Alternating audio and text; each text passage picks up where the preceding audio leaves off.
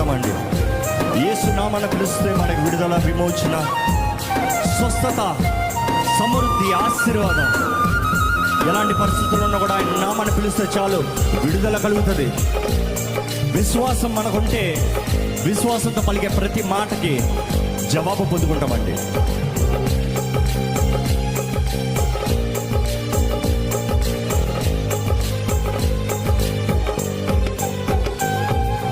ఆత్మీయులే నన్ను అవమానించగా, అన్యులే నన్ను అపహసించగా,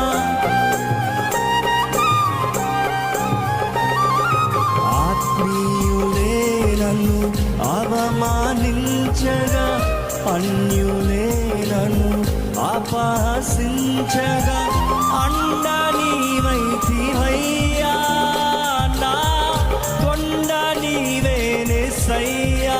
పడదామండి. అండ నీవైతివయ్యా, నా కొండ నీవేనేసయ్యా.